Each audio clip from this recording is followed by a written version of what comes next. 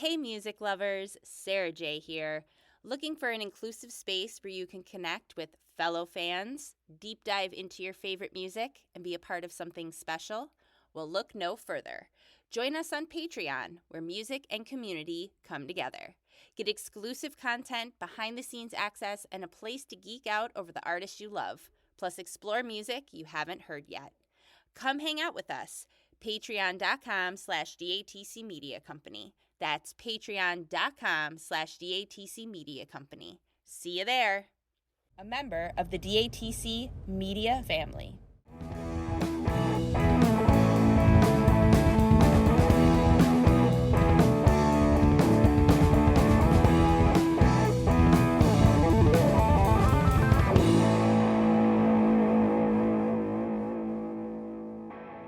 All right, how's it going? Thank you for having me. Yes, I'm so excited for this conversation. I've been looking forward to it. Sorry it took me so long to narrow down a time. It's just life is fun when you're in school and trying to get that out of the way. Life is lifing, right? Oh, exactly. Exactly. Hey, but we're Exactly. here now. That's what counts. Exactly. And I'm so excited about it. I spent 2 hours earlier today weighing guitars, Oh, which, wow. yes. So this music shop, this local little place by me, so I'm based out of Buffalo, New Okay. York. So where are you actually based out of? Currently I am in Sudbury, Ontario, just Okay. a bit up north there. Nice little mining community. Okay. Nickel Okay. capital of the world. So it's definitely winter for sure. Actually, it's been pretty mild, I won't lie. We get pretty cold. Just last week it was averaging about -42, -43, but snow-wise, it's not that bad.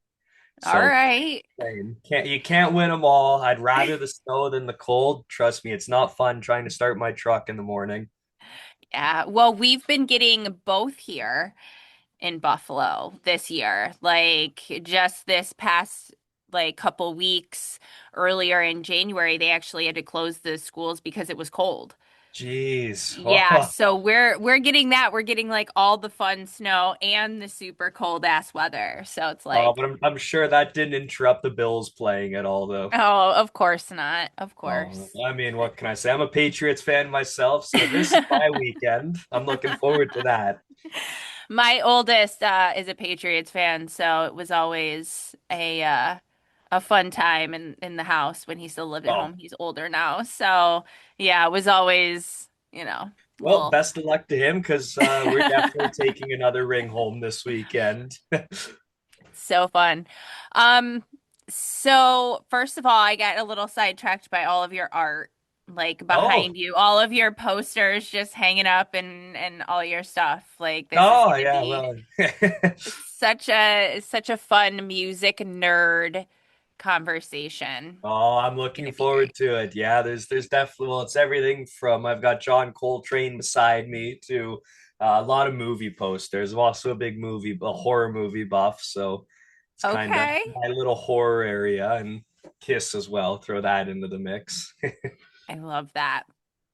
Well, I want to first congratulate you on 2 years of your Instagram page Hi. and what you've built with that. Like, I get it, growing that little page and putting the content out there and what it takes behind the scenes to grow something like that and show up and do it. And so congratulations on 2 years of that and a really solid following and some Uh, really solid kick-ass content. Like, I'm definitely a huge fan. Thank Um, you very much. Thank you. Thank you. So tell me about where the inspiration even came. Like, why did you start your page? Tell me about the inspiration for the name. Just tell me all the things.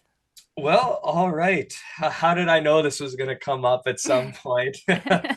Well, first off, thank you very much. And I'm glad you enjoy the content. It is a lot of time and effort digging out some of these bands, but like they say, if you do what you love, you don't work a day in your life. And I Totally. am a musician. A lot of these bands are some of my favorite bands. So I'm happy that I'm able to cover them. And I've grown a fan base that enjoys what I'm posting and enjoys some of these bands that a lot of people haven't heard of since the 90s. So as a musician myself, about well, like as you said, 2 years ago, I was scrolling through Instagram and I had always wanted to do something music related, like sharing music other than just opposed to playing music, but sharing a lot of the groups that I don't see a lot. I mean, you can scroll through your feed and find just countless videos of, the Eagles and the Stones. Not saying that there's nothing wrong with those bands. I love those groups, but what it actually was I don't know where the connection came from or why him specifically, but I was scrolling through my feed and I was watching something and I'm like, you know what? This is the fourth time I've seen the same guitar solo over and over again. Why is there no videos of Matthew Good? And I don't know why it was Matthew Good that popped into my head. And then it just, Matthew Good, Our Lady Peace, The Watchmen, all these great bands. You don't see much of them. So I hummed and hawed about it for a little bit, and then a couple days later, I just it was a video of Matthew Good playing "Load Me Up" in Vancouver, and that was the first video I shared with a little write up, and kept going for a couple weeks and started gaining some momentum. I finally crossed 100 followers. Mind blown. People are Yeah. seeing things that I'm putting together, and you know that was all cool. But what I really love is when people comment and when they share their personal experiences with the groups. Yeah. So when someone comments and says, no way, I saw the headstones at Kerfest in 1993, and Hugh Dillon was up with his foot on the amp and spit in my face, and I'll never forget that moment. And so I'm glad that my posts connect with people in that way to the extent that they're digging out all these great memories and they're able to hopefully positive memories that they're able to share them on this platform. And I love doing it. It's all different types of trivia, so many different connections that you find. Hey, this guy played in that band. This guy produced this album for Our Lady Peace. There's a lot of great connections, and I love putting the pieces together. And I'm glad that I have an audience that enjoys what I'm doing. And it's grown that I have been able to work with some artists, and that if you told me 2 years ago that I'd be able to go and hang out with some of my favorite bands and talk to them for an hour about their inspiration and asking them about their favorite Canadian albums, I would have thought it was a fever dream. But here we are. Now I'm doing stuff like this, and I can't believe to the extent that it's grown to. And I'm very proud of it. And it's been a lot of hard work, and I'm just glad that people enjoy it. That's what keeps me going. Totally. That's just so many things that you are hitting on is exactly like everything that I do with the ATC media. It started as a podcast in 2018, and I was just looking for, an outlet to talk about music. And it just grew and morphed, and now into everything that it is now is just, I can't even like fathom it. It's so And, awesome. and congratulations to yourself on that. You put in a lot of hard work into your content, and I enjoy it just as much. So it's Thank two you. worlds colliding right here. It's very nice to be able to do this and Totally. talk shop. Absolutely. And it's the same thing. I just said this last night that because I did a live on my buddy's show, we talked about the hip song Fire in the Hole Yes. live, and I was part of the panel. And all of the other stuff that I've done just over the years, just all the people on my show. And then specifically over the past year, a little more, really working so much in the hip community. And even like when we were Fabulous at Richard's community. event, like the stories that people come and tell me, and like it's so special. Like that has always been just one of my favorite things. Like you said, when people will comment about their memories and people will come and tell me their stories or whatever. And I'm like, this is really, really special. And then they'll be like, oh, I forgot this happened. And then they'll be talking about something else. And you're like, this is so great. They have these memories and they can share I that. love it. I love hearing stuff like that. I People love come it up and it's these amazing experiences that they've shared, and I could sit and listen to that all day. all It's day, yeah, all day. it's such a good thing. That's what I made a whole job out of it, a whole career over it because I just love it Exactly. so much because That I and haven't I quit think my it's so job yet. special. It's so special though to like have that community for people anyways. I think, but especially now, people really need to have those connected things and those things with music. And when you talk about older bands, those communities aren't meeting in the ways that they did when those bands were touring. Like Exactly. those communities aren't tailgating before the show and shooting the shit and doing what, right? Because if they're not touring anymore for whatever reason. And so, like, these are fun ways that people that love the same band can still connect. And I'm so glad that they do. People engaging in conversation in the chats, people that are asking questions. It's great to see this community. I mean, you post when a video of like Max Webster gets posted and someone's like, I saw them at my high school auditorium in St. Catharines, and three people respond. They're like, no way, graduating class of 78. And I'm like, wow, reconnected Look friends at the after. misconnections here. Yeah, right. Look at that. I'd love to see that. That's amazing. That's just amazing. I want to come back to you were talking about getting to sit down with some of your Oh, favorite artists. Like, talk some more about that. Who have you had the pleasure uh, to sit down and interview and have a conversation with? that came up very fast. Like I said, I never expected that it would grow to the extent where some of these people were aware of my content and the impact that it was having. The first one that I got to do was a now good friend of mine who's a touring guitar tech in the music scene. He set me up with Tim Hicks, the Canadian country singer. And Mm-hmm. I guess he was a fan of my page. And he reached out to me on behalf of Tim saying, we're going to be playing a show near you this summer. He'd be more than happy to sit down with you. Just shoot him a message. And I was like, ooh, all right, let's see. How's this gonna go? And very nervous. Walked in. I'm still so nervous. I mean, these are people that I listen to all day, and I've I been came doing this in. since 2018 and I still get nervous, so it's okay. Oh, And you know what? Listen, in the wise words of Gord Downey, you're nervous because you care. It means something. So, there, so there you a go. beautiful Okay. way to put it. That's There gonna you stick go. with me. Okay. Think about that the next time. It's because you care. That's why I why need you're that nervous. written on a T-shirt or like a card now or something. See, there Here, you here, go. here. Uh, but I've been very fortunate to work with a lot of the groups that I really love. Right after Tim Hicks, I got to do Big Wreck, Default, and Nice. Dallas Smith, Finger 11. Rick spent like so much time with me talking about everything from the earliest days of Finger 11, when they were playing as Rainbow Butt Monkeys, to telling me all about touring with Ozzy. And this happened just a few weeks after Ozzy died. So obviously that was very fresh.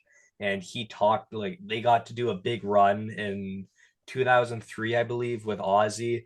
And he talked and told me all these stories about it and what it was like. And I just sat there like, wow, like writing notes and stuff, and it was really cool. I've got a few that I'm hoping to line up for this spring. Nothing booked right now, but always working. And it's if it works out, I'm more than happy to make the trip out there. And if not, I just keep moving on to the next thing. Hope the opportunity does present itself. But you know, I'm happy with what I'm doing. We'll put it that way, and I'm just very glad that a lot of these artists have taken the time. I've got to learn a lot of cool things about them too.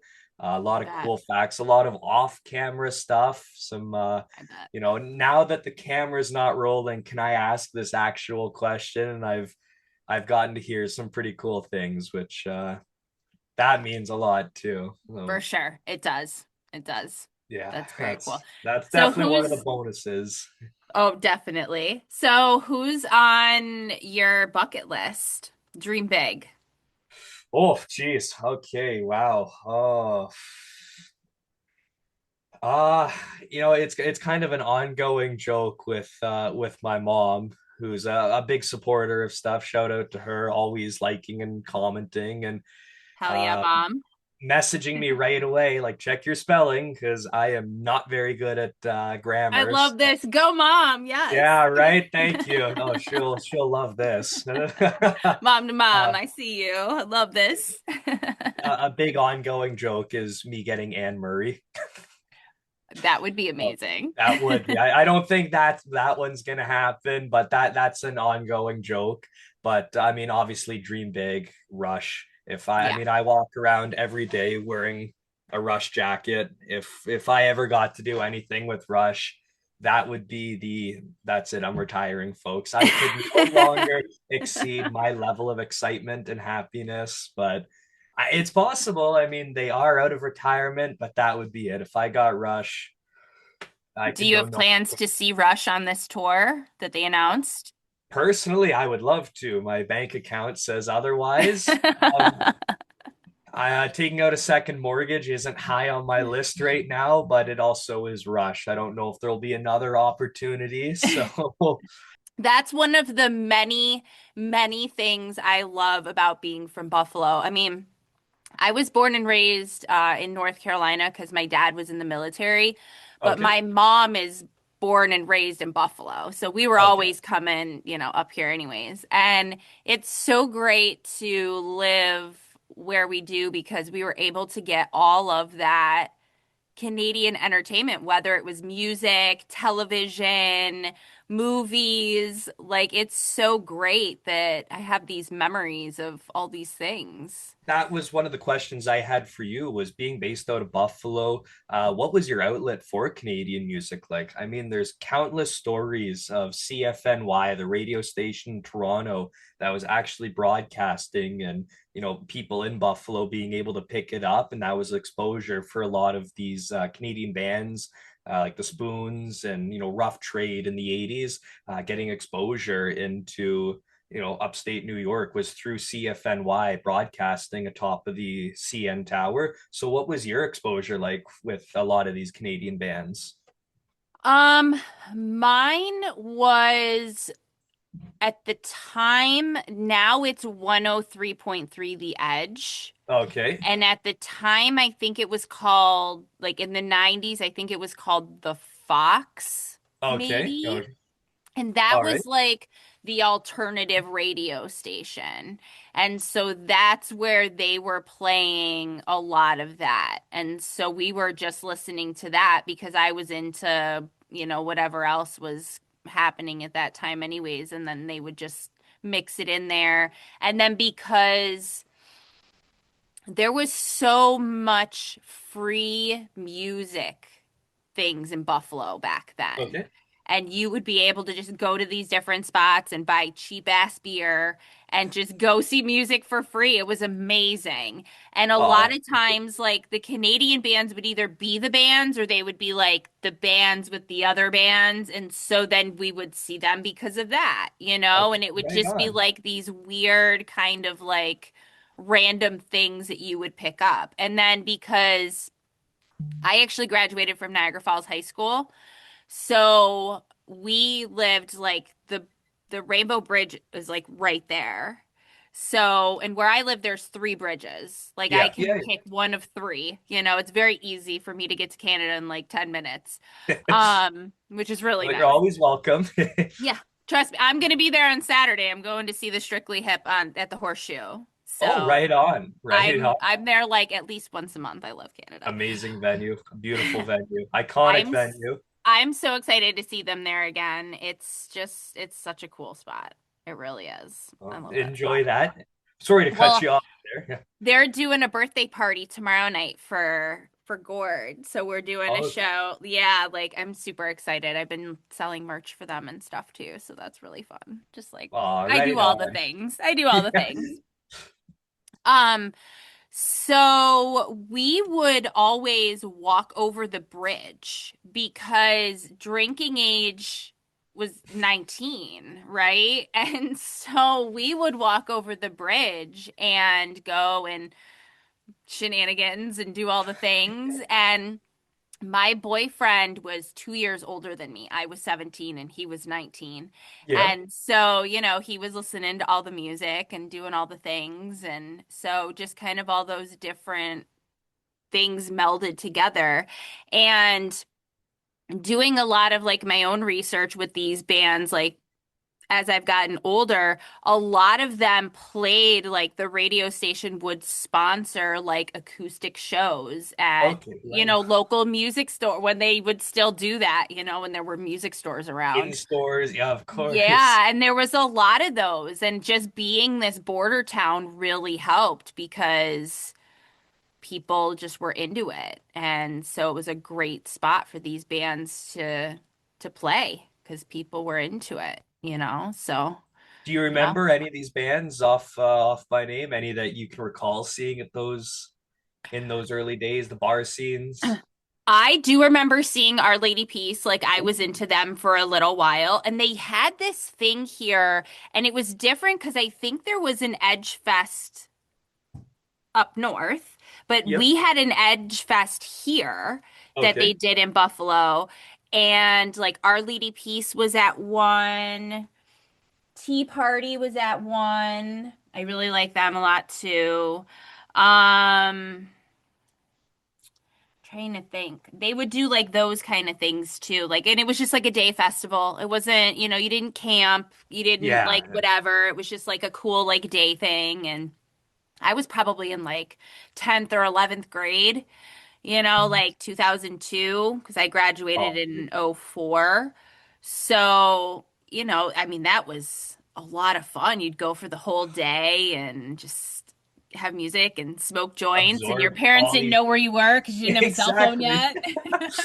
Just being able to hang out outside, absorb all this great music. Oh, we need more stuff like And that you didn't have to nowadays. worry about making sure you had content, like, All right. Yeah. Yeah, that's and right? I'm It's sure like back then it wasn't, charging you an arm and a leg to go to these things because festival literally. prices nowadays. Oof. Oh my God, dude, I just recently found my concert box with all Okay. these concert stubs and like actual photos of me and my friends and just like all of this stuff. And seeing some of the concert ticket prices, even just in like 2009, Jeez. which even that is like, but now it's just It's like, oh my crazy to think God, it's, that's already, 10, 15 years ago almost at this point. Wow. I know, I know. That's Oh, so time gross to even flies. think about.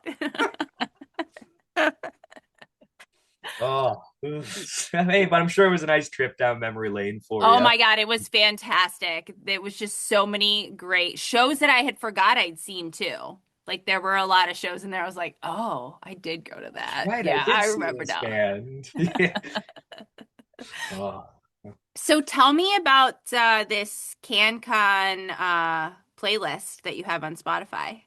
Ah, yes, yes. One of my many things that I'm trying to keep up with. I'm surprised you noticed that because I didn't announce that. I just Of slipped it course in a I link noticed somewhere. it. Oh, well, it was that took a long time because I started doing that about a month ago now, and I had to go down every video that I've ever posted ever where it was a Gosh. Canadian based band and add it all into a Spotify playlist. And I tried everything to shortcut. I tried, I tried copy and pasting.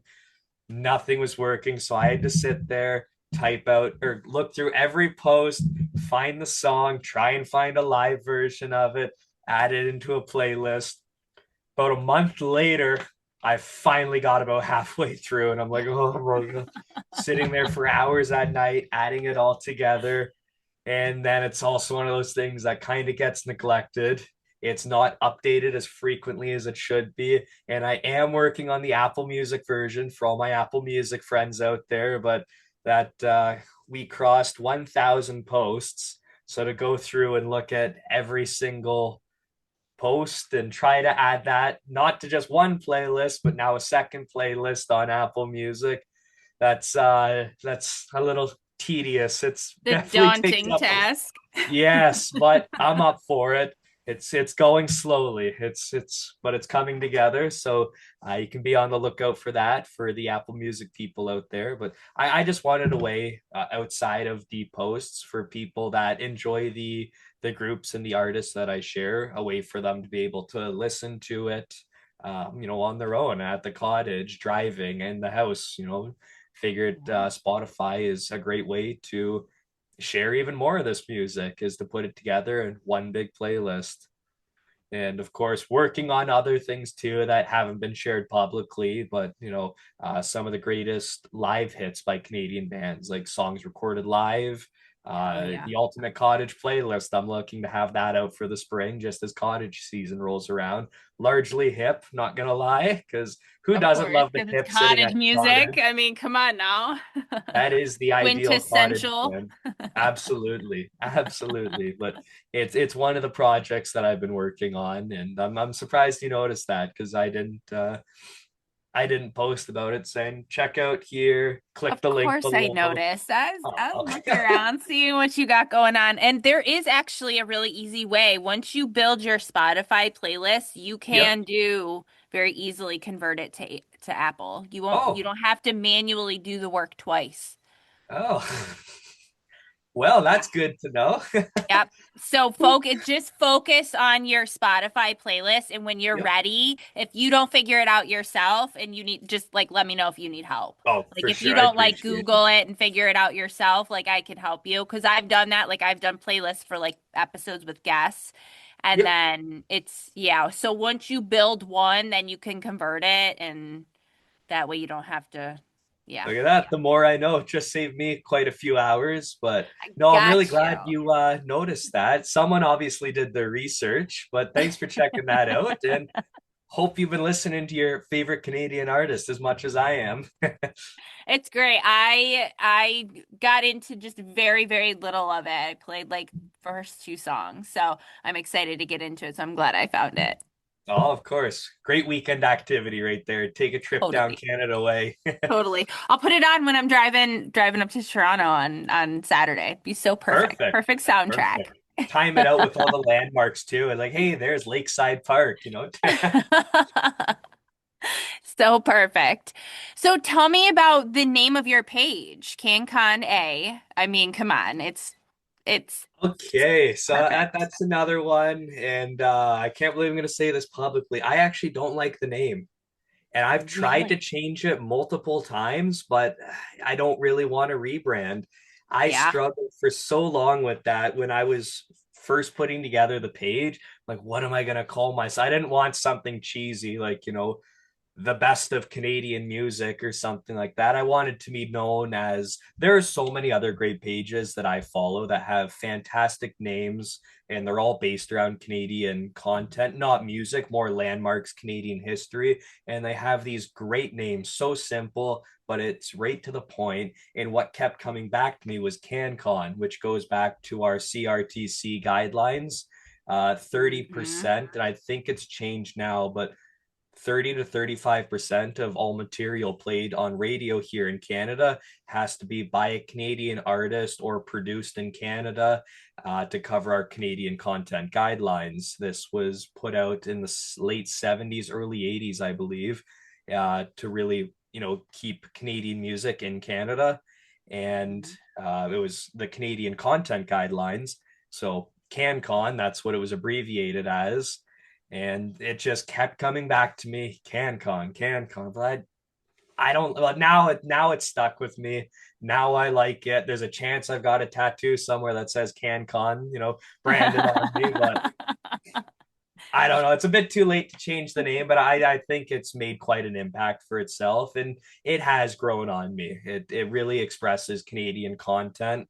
But one thing I will say about it though is it upset the CRTC guidelines upset quite a handful of Canadian artists at the time when they were changing their guidelines. Artists who had left Canada and were recording music elsewhere, their material wasn't covered. They were upset with CanCon. So I know there are a few artists. One, I can't say names, but I have met one who wasn't the nicest when it has nothing to do with that. It's simply just Canadian content. Um, but other than that, That's the that name's really music thrown off. business part of the whole thing. It's the business Exactly. side. I Yep. guess someone had a problem with the CanCon terms way back in the late 80s, and uh, they pop up like it'll show that they liked my stuff every now and then. But I've heard that they're not fond of the name. That's all I'll say about that. And it's a shame because I really like his music. I'm a big fan, but hey, I still got to meet him at the end of the day. There you go. Been in my books. But yeah, that would be the story behind the name CanCon, and I'd say it's done pretty well for itself, and Yeah. happy with it now. We'll put it that way. I love that. I love that. So let's talk about Richard's event. That was Oh, where we okay. finally got to meet for the We very met for the first first time. time. Yes. That was such an awesome evening. Amazing evening to connect with so many different people that I wasn't aware of that all had this deep passion for music and music photography. Just a phenomenal evening. Thank you, Richard, for putting that together. And great experience. I met so many great people, including yourself that evening. So many fantastic people. And it was just because Richard, when he was on my show, and, he talked about so much in those two episodes, and just getting to know him from that. And then he was at my event in October and talked about his work with the hip, and, just getting to know him, and then just to see all of his work on the walls was just Beautiful, beautiful. amazing. Just absolutely amazing. And the book is so beautiful. I've got my in the other room, but I've got my love flipping. So every time I look through, and it's I can't believe he got to shoot, this band, George Clinton and stuff, and the PA Funk, all these different amazing groups that he got to capture. And not even the like just aside from the Canadians, just the biggest of the biggest, like the biggest of the David Bowie, biggest. Gene Simmons. It was just a And who's now who. so many of these artists have been gone for a long time, or now it just seems like, every other day it's like somebody is passing away. It's just like, oh no, please stop. Yeah. I can't handle this anymore. Just like, please. Like, I was riding the wave, okay, and then Catherine O'Hara died, and I was like, Oh, listen, guys, okay, we're tapping out, guys. Nope, sorry, nope. Like, I can't. not Like, today, guys. no. Not today. Like, mom, where's mom? Ah, Like, that's how I felt. Like, I didn't even realize Kevin. it, until like after really taking inventory on all of her movies and just all the things. And I was born in 84, like just all these movies from my childhood and things, just Growing like, up with her. She was everyone's oh, mom in the 90s. Uh, seriously, I was like, this one really, really sucks. Like, just and fuck. so beautiful too. Just an absolutely beautiful woman, and it's a shame. 71, so young. Would have had so much more to give. Seriously, I was just like, cannot even. And so things like that in all facets, it's just like when you see shows like Richards and you see these artists, and it's just like it's amazing, these moments in time of these people that are no longer here. Absolutely. It's so beautiful. What was your favorite picture? If you could pick one, it's hard to pick one. What do you think is your Obviously, favorite? I spent hours with Richard talking, just like this, putting together a hip project. And we looked through thousands and thousands of photos of the hips. Some of these photos hadn't been seen, since the show happened in, 1997. They got stored on a hard drive, and we're looking through these amazing shots. So to see some of the pictures, like the photos from the In Violet Light session, framed and displayed, beautiful. But again, My like I favorite said, album too. oh, really? It's my favorite hip album. The color scheme, Richard did such a great job with the color scheme, doing the Yeah. cover art for that. Well, I mean, the Violet Light, it's beautiful and amazing album. Great. The video for Darkest One is just Canadian. That's Canadian heritage right Through there. and through. But like I said, I'm a big sucker for Rush. I'm a drummer myself. And there's this photo that he took of Neil Peart in 2005. And it's Neil behind his kit, just looking completely locked in and focused. I stared at that picture for hours. It's Is that such the a, one where he's like thinking, like he's like yes. that's my You, favorite one too. that, oh, no way. So I A was million seeing that. percent. A Uh, million percent. and We were I know putting that together picture. our commercial for his event. Like we were making like a social media thing, me and my Yeah. buddy.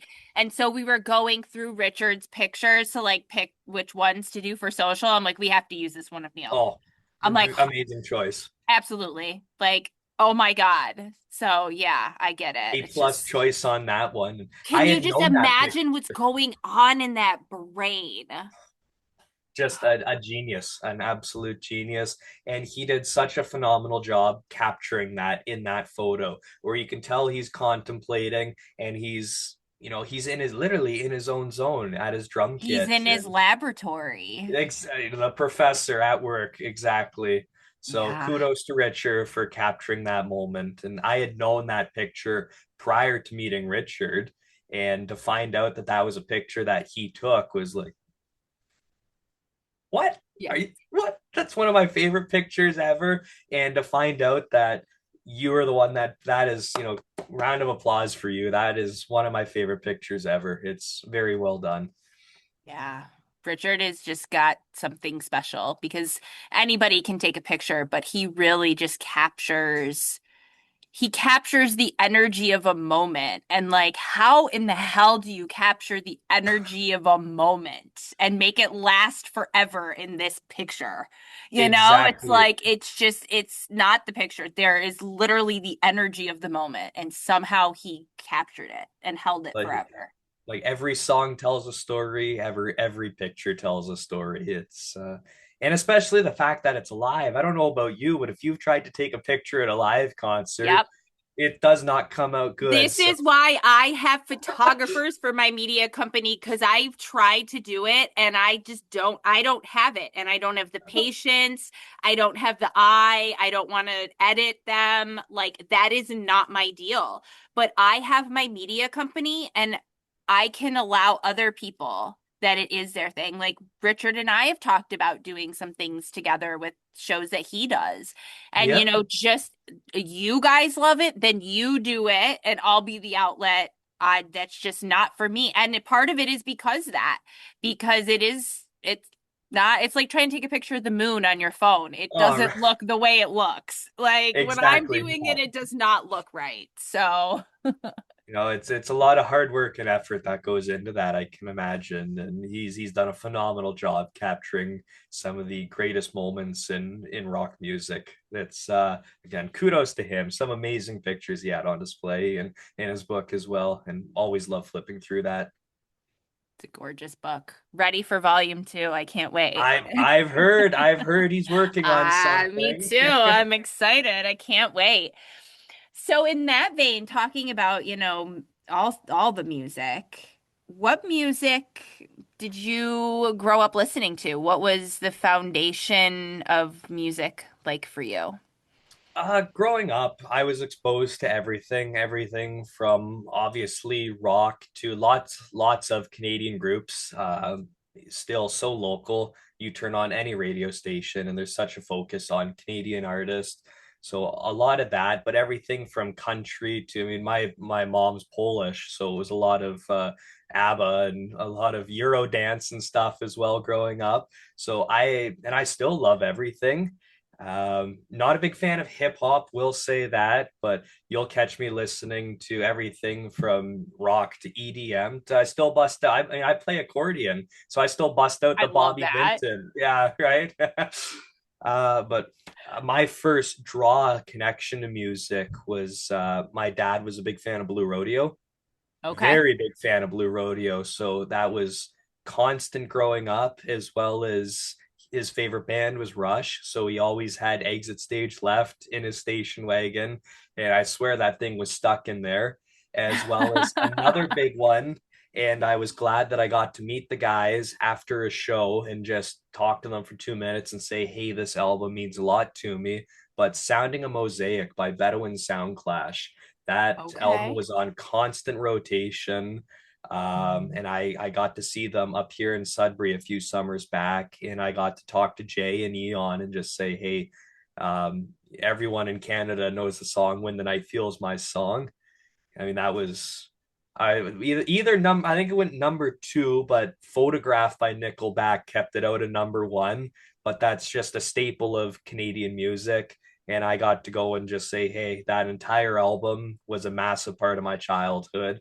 That was on heavy rotation. I still listen to it, and I got to hang out with them for a little bit and talk about the recording of it. So that meant a lot to me. So Yeah, definitely Exit Stage Left, Sounding a Mosaic, and lots of Blue Rodeo was going through my house growing up.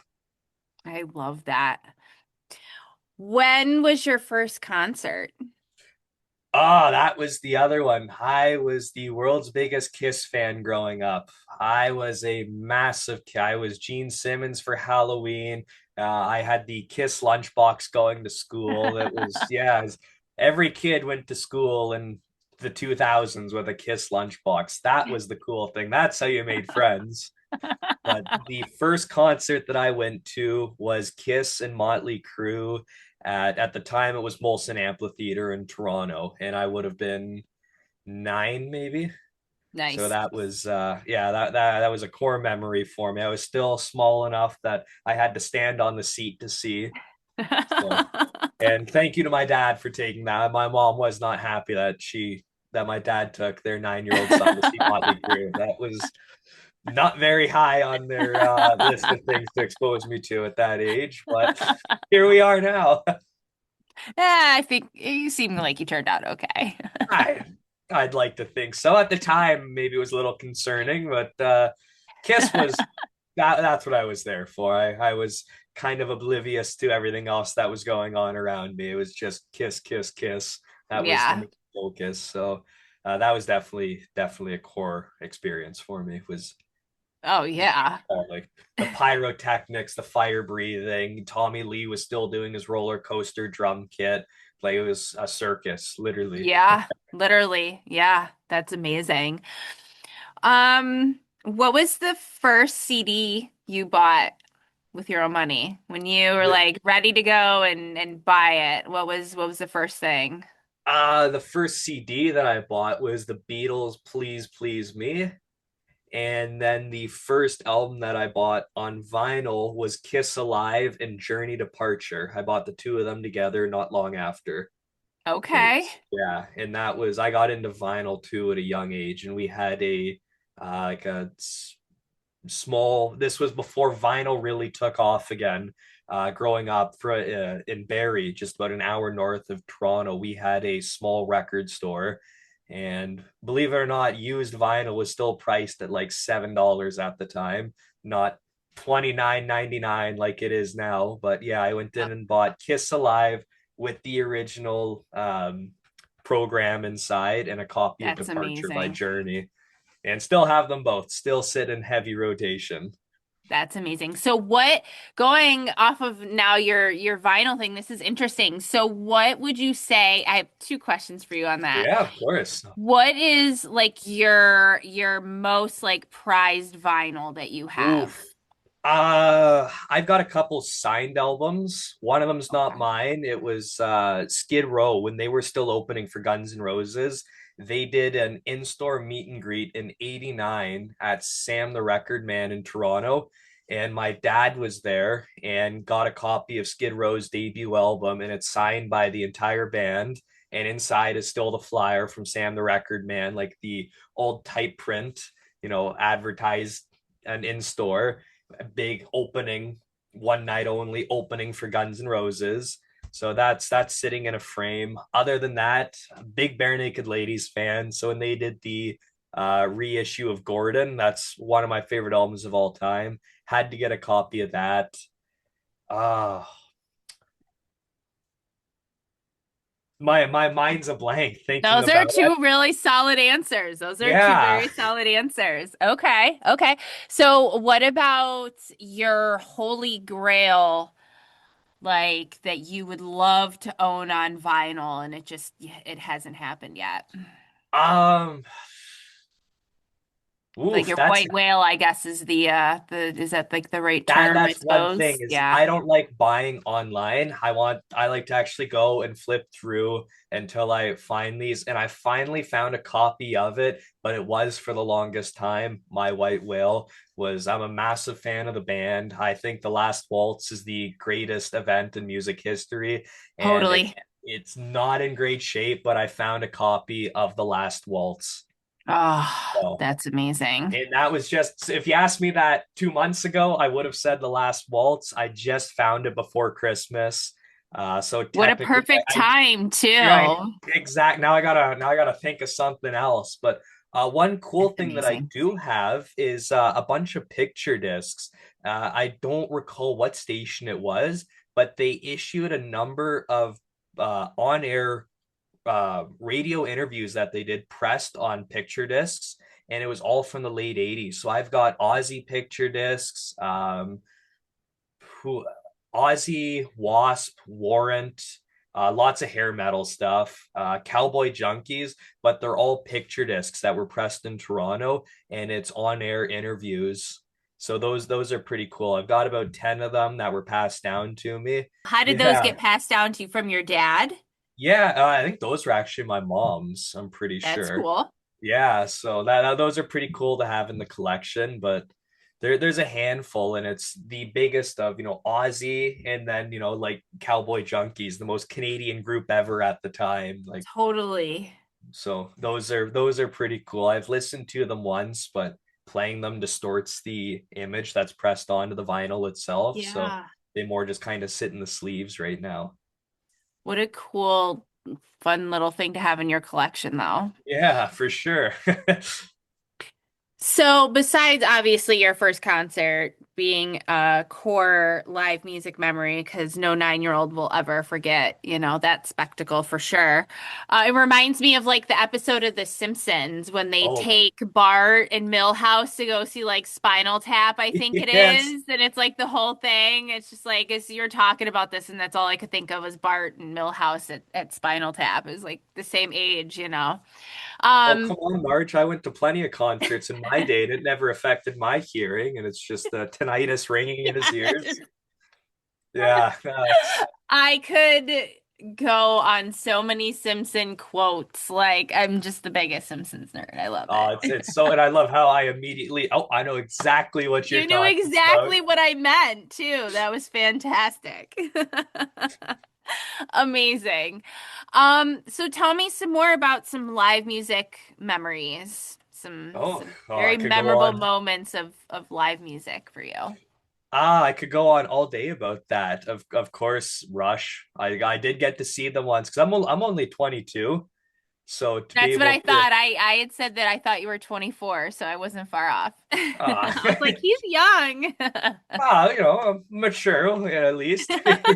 But I was fortunate enough. I got to see Rush in 2015 on their R40 tour. That, of Nice. course, being their final tour before Neil passed, and it was billed as their farewell tour. But that was amazing getting to see them. I saw the Foo Fighters, and I'm a massive Taylor Hawkins fan as well. He's one of That's my big amazing. drumming icons. So to be able to see them that one time. And I mean, Dave is just an amazing front man. He screamed for 3 hours running up and down the catwalk. And there's Taylor with his that big just smile that he had behind the kit, hair flying everywhere. So that was another great one. I wish I could go back to.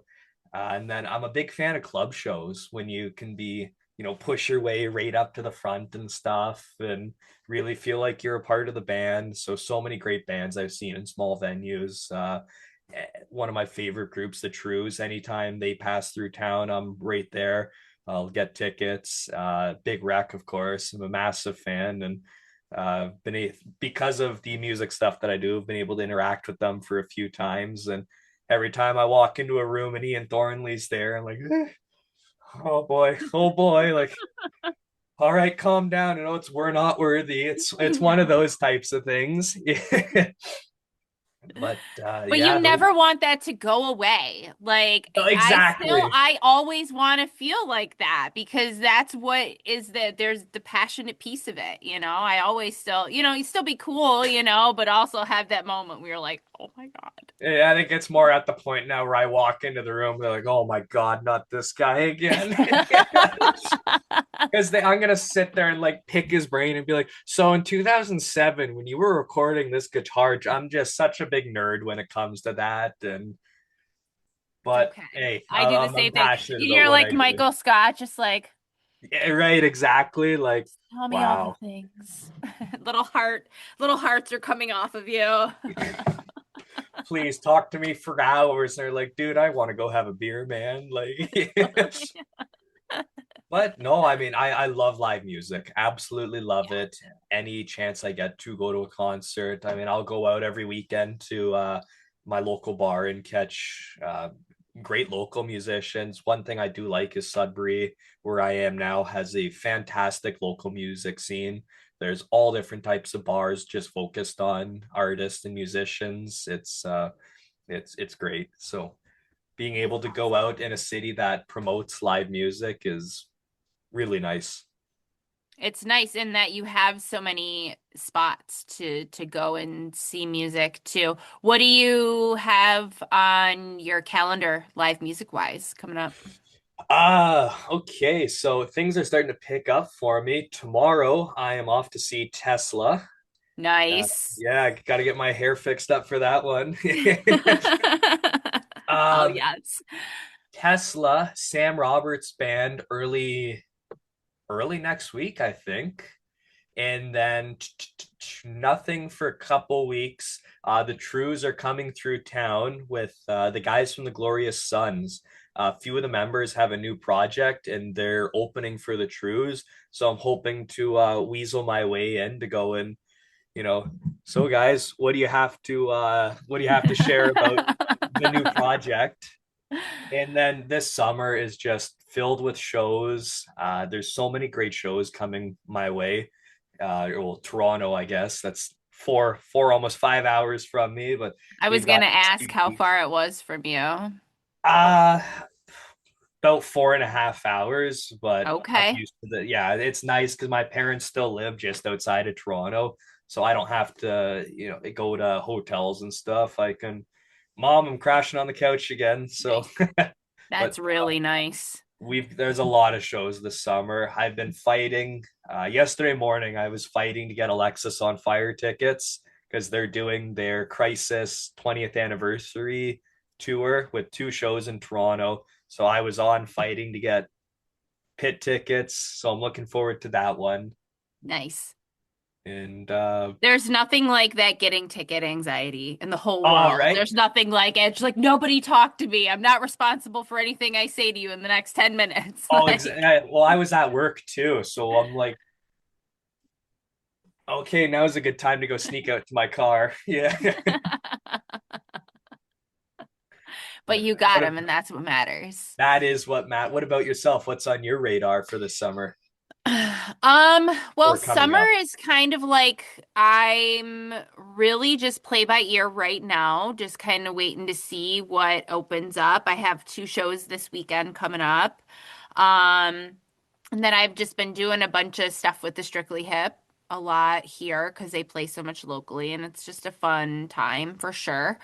Um, but yeah, I'm just kind of leaving it open right now because there's so many shows and I always like double book myself and then I get mad. So I'm like, all right, we're kind of gonna take it month by month. And the same thing here in Buffalo. Like Buffalo has such a really great local music scene and so many really great local spots to see music too. So that's the nice thing in the summer is there's always so much stuff going on and then there's music there and it's free and you get to see like all these different things and so it's like All right, let's just go out and go see some music, guys. Like me and the kids will go and just be like, go downtown and go see some music. It's like, Right. okay. Well, cheers to two cities with great music scenes.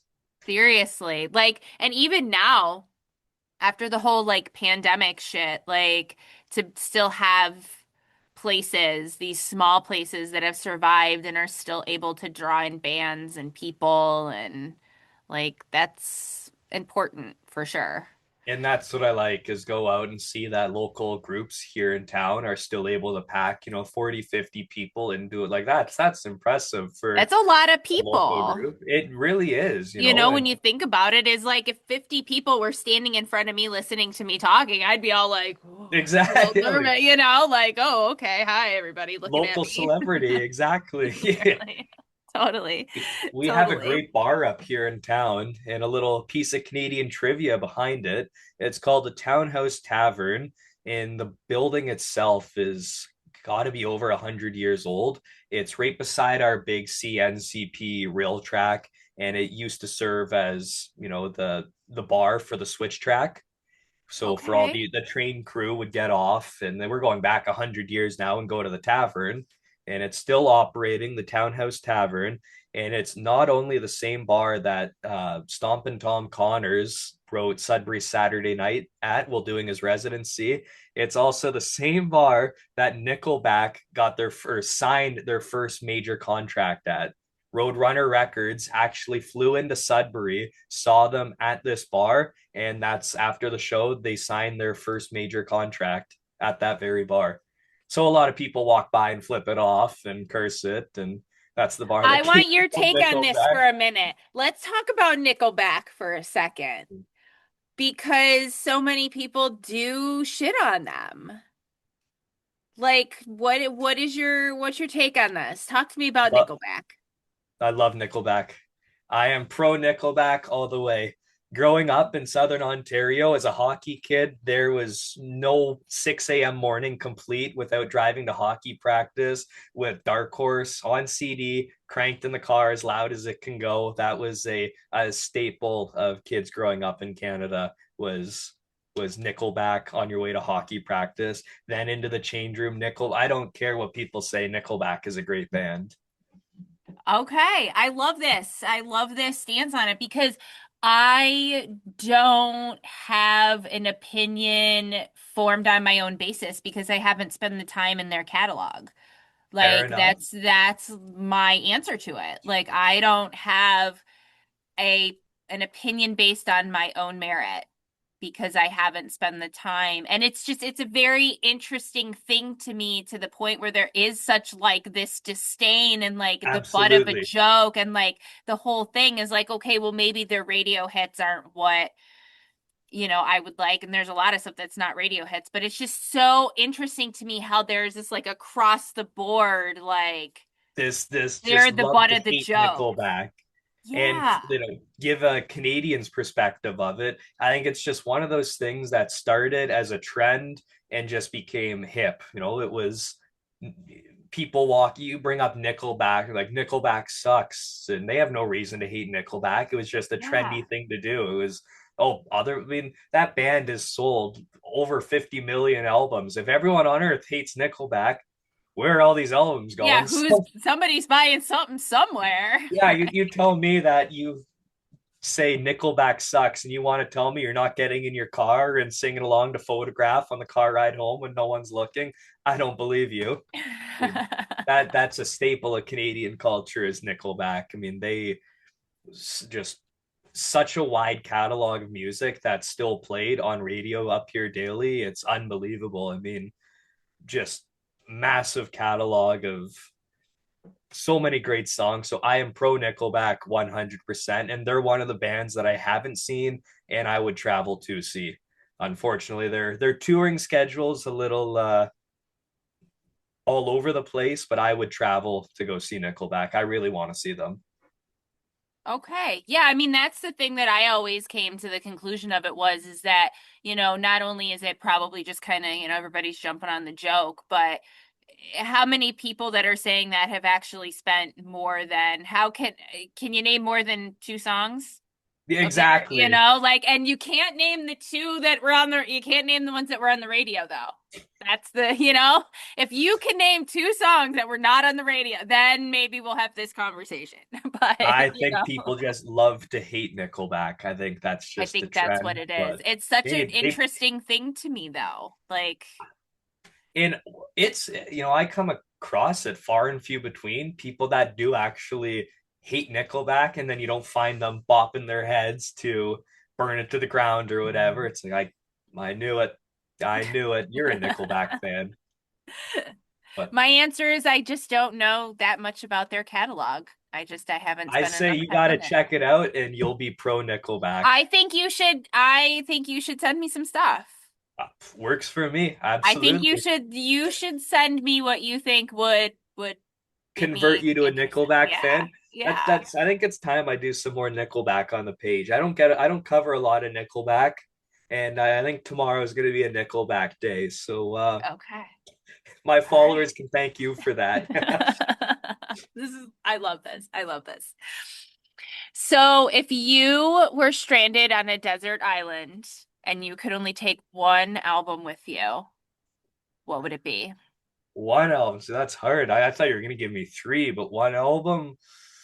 Okay, we'll give Oh, you three. We'll give you oh. three. We'll Well, give you I don't three want to. because you're gonna have different moods. All right, so we'll give you three. We'll give you three. All right, I am All right. taking. Bear with me here. No, I you're really got good. to narrow this down. Yeah, I get it. I'm gonna take Gordon by the Bare Naked Ladies. Okay. That's your hat. You can't listen to that album and be in a bad mood. That's just such a happy, positive, uplifting album. So I'm going Gordon by the Bare Naked Ladies. I need to play that for my 11-year-old. I think he likes the Bare Naked Ladies, and I think he'd be into that album. I that's a good album to really get him into Okay. it. That's All so right. I'm going Gordon, and then I'm going Exit Stage Left by Rush. Gotta Okay. take that one. Such a great album, such a great live album. Amazing Neil Peart drum solo. And then I'm taking my favorite, The Last Waltz. That'll Nice. keep me busy. That's 3 hours of music right there. That'll kill some time on this island. On this desert island. Yes. Um, do you do music books? Do you read I music do. books? Yes, yes. Yes, I do. I do love to read. All right. So tell me a couple of your favorites, and then I would love for you to give me a recommendation. For sure. Obviously, I was a really big fan of Dave Grohl, his book that he put out a couple. It's crazy. I think these came out a year ago, but I'm pretty sure that came out or almost 5 years ago now. But I think it might be Dave, longer than that, and that's even I gross to know think it's. about. I think it was something he wrote during COVID, so that was quite a while ago. Wow, you're making me feel old now. But Dave Grohl's book was phenomenal. Same with Geddy Lee, his book that he put out a couple of years back, absolutely phenomenal. So highly recommend the two of them, as well as Desmond Child, a songwriter who wrote so many like top 20 hits. He wrote I Was Made for Loving You, Hate Myself for Loving You, Dude Looks Like a Lady. He was all over the place, all the way up until the late 90s, early 2000s, writing hit songs for Ricky Martin. So he was kind of the OG ghostwriter. He never got credit for any of his songwriting because of his sexuality. He was writing all these amazing songs that were topping charts everywhere, but never received credit for any of it because he was openly gay. So Wow. that was a really exciting read. That was a really good read. Shit, I'm gonna have to read that. That sounds really good. Yeah. No, but Okay. the back of the book has got a list about that long of songs that charted in like the top 10 starting back in the late 70s, and yeah, phenomenal list of songs that he put together, and kind of get a joke out of it when he's writing songs called like Dude Looks Like a Lady and I Hate Myself for Loving You, but it explains it all in the book, and that was a phenomenal read. So Okay. it was Desmond Child's book. I forget the actual title of the book, but it's the story of Desmond Child, phenomenal songwriter. You Hell pretty much yeah. turn on any radio station, and one in three songs was probably written by him. Damn. Okay. And that's the kind of stuff I like to read too. I obviously like to read the big name stories, Yeah, of course. You want to know the story behind the name, but I love the stories of the people, about like the session musicians or the people that were the producers of this or whatever. And it's these hidden people that are the absolutely. gem of these iconic albums or songs or whatever. It's like those are the stories that I love reading so much. You're like, holy shit, this person was responsible for this. And then, like, if it wasn't for this one person, we wouldn't have, like, This catalog of yeah, this amazing music music. that's literally synonymous with, like, the earth, you know? Like, Songs that stand the test of time. It's that like that's one thing yeah, I'm big like, in is as a that's insane. musician, I love giving credit to the artists that actually play in the background that don't get the credit that they deserve. I mean, finding out that the members of Toto are actually who recorded with Michael Jackson on the Thriller album and Yeah, all this other like I mean, they are phenomenal musicians and make so much sense, but finding out that these different artists appear all over the place and rarely get the credit they deserve is so I love digging into that and finding the little stories about those artists and those musicians. totally. It's just like the crew, behind the band is, it's like, yeah, the band's out there and they're, of course, working their ass off and performing and doing their thing. But it's like that show wouldn't be happening if it wasn't for the crew that was doing what they do to make the show happen. And, And it's I mean those the truck people. drivers, the guitar techs, the sound people, the merch people, these are all the people that make the show happen, and hats off to them because they are the real rock stars, because if it Totally wasn't for them we wouldn't get the shows that we love to go to. So kudos to them for putting this all together for us. making it happen. So, what are you currently listening to? Like, what song or album are you currently like married to? That's how Right I like now to I'm say it when you're just like Yep. in Good way to it. put it. Right now, I've been listening to a gentleman from the East Coast by the name of Adam Baldwin. Okay. Another great musician. He's got his hand in so many different artists and groups, but he's a phenomenal songwriter and phenomenal musician. So I drove out to North Bay, which is about an hour and a half east of me, to go and see him play with two other musicians, and it was just absolutely phenomenal. They're very talented. So I've been listening to a lot of his work. He actually just had a what he refers to as his magnum opus, a song about drug trafficking in Halifax, or in Nova Scotia in the '80s. A song about what was going on at that time called "Lighthouse in Little Lorraine." It was actually just picked up and turned into a movie starring Sean Astin from the Goonies.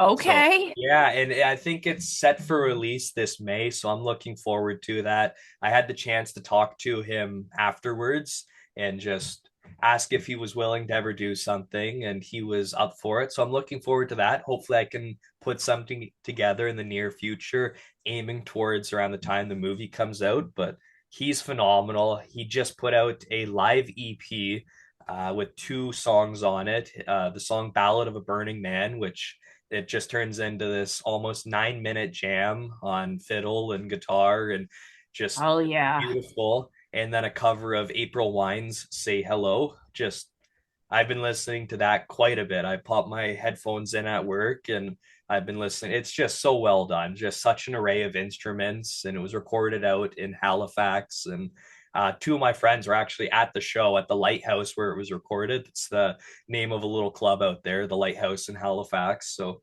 I've been listening to that quite a bit. Hell yeah. Sounds like a cool spot too. Yeah, oh, I love the East Coast. It's one of my favorite spots to go to. Had plans to go back out there this March to go and see some bands, but things just didn't work out. But any opportunity I can get to escape out there, they have such a vibrant music scene, and it's such welcoming people too. Love that. Love that. You are a drummer. Tell me some more about Yes, that. So what like why? Why the drums? When did you start playing? My older brother played guitar, and that was given to him as a gift. And we happened to have a drum kit in the house. Biggest mistake my parents ever made was having two young Yes. boys and leaving a Yes. drum kit in the house. But my dad played drums way, way, way back in the day, back when they were still banging on rocks with sticks. But yeah. They had a drum kit in the house, and the opportunity was there for me to learn guitar, and I gravitated more towards the drums and always have. And I gradually took more to it, started playing seriously in high school with some friends, and we would play. We'd wait for my parents to go to town to the cottage, and we'd have a party in our backyard and stuff, and just play covers of our favorite songs. And um, I me idolizing Neil Peart, I would go and I would add as many different drums and cymbals and all this, bongos and triangles and chimes and all that shit. It went from this little tiny drum kit that then took up half the basement, and I had the spotlights over me because I would play along to my favorite albums, and my neighbors are covering their ears like, I fuck, can there he only goes again. imagine. Yeah. Because you don't, to everybody else, you don't sound how you think you Oh, sound. I'm sitting down like twirling the sticks. Like, there's the neighbors like, oh my god, is he banging paint cans or something? Yeah. But It's like in Freaks and Geeks. Have you ever oh, seen that I was show? yes, when he's playing Spirit, I was gonna bring that up, and I'm like, that's a bit of an outdated reference. It's Jason Segel playing just in it, and the dad comes down the stairs and he's screaming to himself. Oh, my dad lived that out so many. I did I that to love my that poor show dad for so 18 much. years.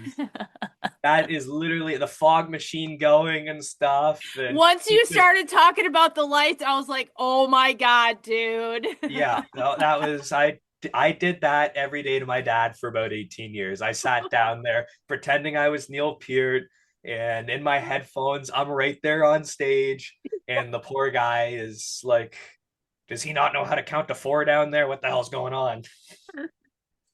Yeah. Oh, Yeah. that's amazing. That's So amazing.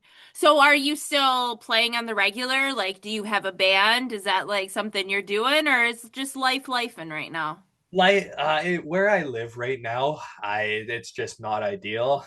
Yeah. I'm also a collector of drums, so I have a room that is just filled with drum kits because Nice. I come across them on Kijiji or Marketplace or whatever, and I have this idea in my head that I can buy it, clean them up, put on new heads, and resell it. Then time turns into time, and I've got a So they pile of just old move drums. in. Yeah, exactly. So I don't get to play as much as I used to. I still do have a kit set up. I when nobody else is home, I like to go and dabble, play around a little bit, shake the rust off. But I have good friends of mine that I found out just live down the street from me, and they actually turned their basement into a recording studio for Nice. their group. So I like to go down there and mess around, jam with them. And I'm not as comfortable as I once was because I went about 3 years not playing regularly. So it took me a while to get back, but it's like riding a bike, Yeah. it comes back to you, and you know you get back into it, then you start to get more comfortable. All of a sudden, the fills start coming back, and then you can start showing off a bit and getting a little cocky. So we have to come back to the fact that you said that you played the accordion. Oh, geez, We're yes. not, we're not let you laid that there, but I did not forget, sir. I did not forget. Tell me, is this like a thing that your mom made you do? Well, it was, I mean, I want to credit the great ones that came before me, Mr. Weird Al Yankovic. That was my biggest inspiration to Totally. play the accordion.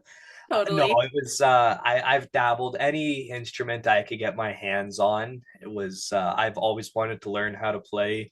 And my it was at the point where my parents were like, stop spending money, like you don't need a bass, you play guitar already. It's like, but I want to learn. And a number of years back, they actually came across an accordion from it was in St. Catharines that they actually drove to, which is right down by Yep. you, Yeah. and Yep. picked up this accordion that they came across.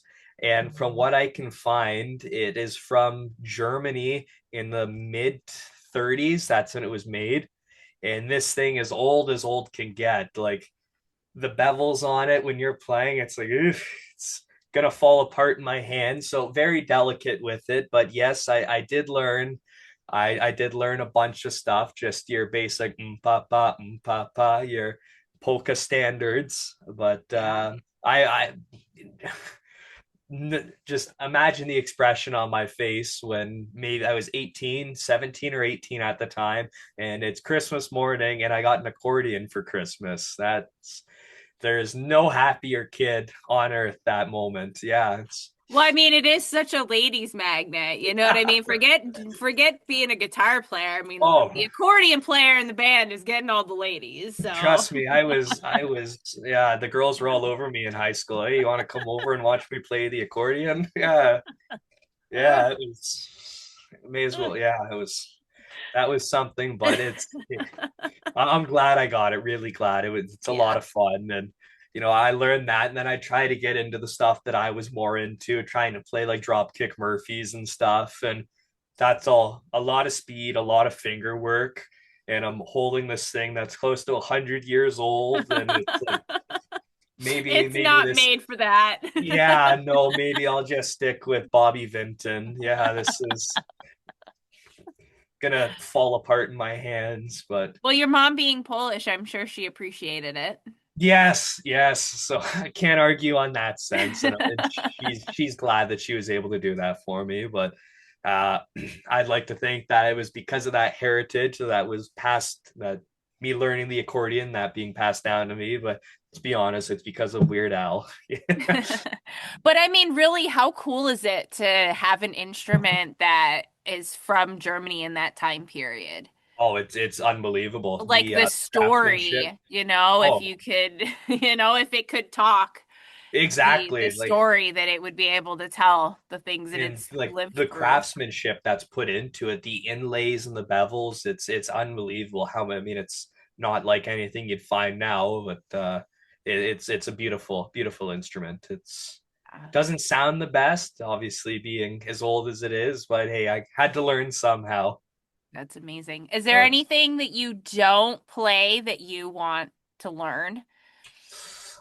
brass. I tried brass in high school, but drums were an option. So obviously I jumped on drums. But yeah, never had any tubas or trumpets or saxophones laying around the house. So kind of missed out on that opportunity. I think it would have been smarter to pick up something like the trumpet when I was in high school to have experience on brass rather than jumping on drums, which I was already comfortable with. But a lesson learned.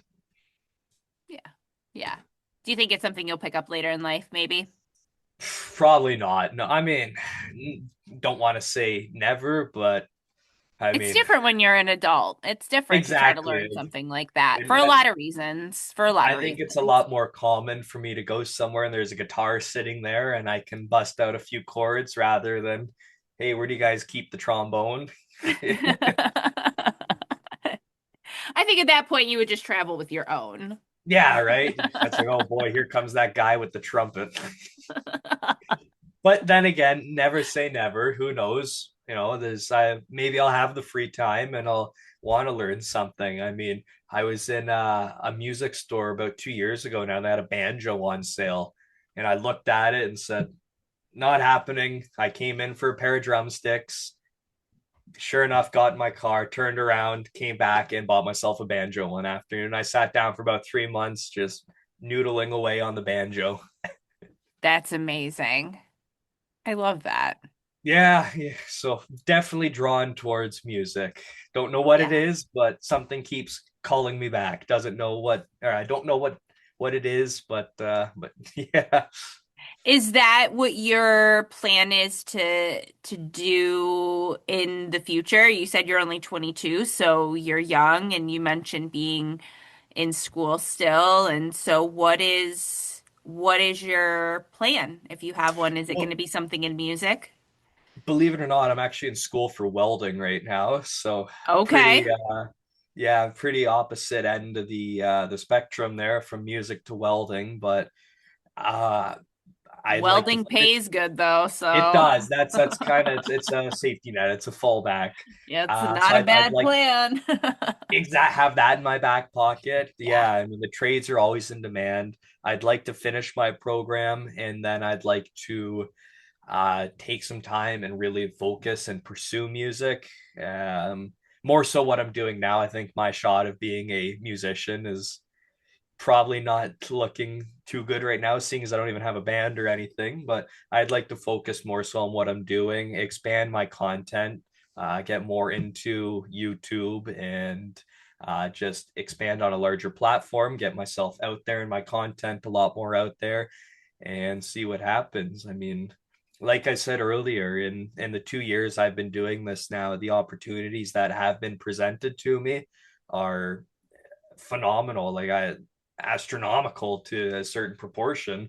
Like I never would have expected some of the being able to interview some of these artists. So I'd like to see what would happen if I actually put my full attention towards this for a little bit of time, and I'd like to see what comes from it. Yeah. Yeah, it's only the beginning. It's still Exactly. just a baby. It's only 2 years old. So there's still so Exactly. much to come. I'm so excited to watch you continue to grow and put out amazing content. Remind everybody where they can find you on all the spots. Absolutely. You can check us out right now on Instagram at CanConA. That is our handle. If you're into Canadian music, you definitely want to check that out. You can also check us out on our newly launched YouTube page. I will give you a heads up, there's not much on there, and we haven't been promoting it yet because of that, but there is a bit of interview content on there. There's some short content on there, some content about great Canadian artists, and we're working on expanding it, growing it a bit more before we start promoting it. And as well as you pointed out earlier, if you're a fan of Canadian music, please check out our Spotify playlist. Apple Music coming very soon, sooner than I may have thought. But yeah, it's under all the same handle at CanCon A. Canadian content, all the Canadian content you could possibly imagine. Awesome. And I'll make sure to link everything. And if you think of anything extra that you want me to include in the show notes, I'll be For sure to sure. throw it in there too. So All right. Well, awesome. thank you very Awesome. much. Yes. Hopefully, I didn't stammer on there too much. Like I said, this is the first time I've done something like this. So thank you for leading it. Thank you Of for really course. pointing me in the right direction. I wasn't too sure what to expect coming in, but I expect on my end. I wasn't sure what if I should have You had, did amazing. You did oh, amazing. And like I thank told you. you, it was just us hanging out and having fun. And a lot of times that's just kind of like selfishly for me. And this is a great opportunity for you and I to actually talk and For get to sure. hang out and get to know each other a little better, because just life is lifing and it's hard to catch up. So, selfishly, this was fun to hang out and spend some time Yes, with it you. was. It was great to touch base with a fellow music nerd and talk about some of these experiences and some of my favorite memories in the business. Not that I've been in the business very long, but I'm surprised with what has been passed my way. So it was great to be able to chat about that, and thank you very much for having me. Of course, of course. And it's been so awesome to watch your stuff. I'm excited to see you grow and let's chat about doing some cool shit together. I think that For would be fun. sure. I appreciate it. Thank you very much. Of course. And thank you. This was so much fun. No, thank you for having me. I'm glad we finally got to do it. Of course. Definitely. All right, I will talk to you soon. All Okay, right, good. cheers. All right. Enjoy your weekend. Take care Yes, now. you too. Bye. Bye. Thank you so much for joining me for today's episode. Please be sure to leave a review of the show. It would mean so much to me, and it helps get this podcast into the ears of even more fellow music fans. If you're not already following the show on social media, find us on Facebook and Instagram at Dropped Among This Crowd Podcast, or check out datcmediacompany.com for more. Thank you again. I'll see you around these parts real soon. Mad love.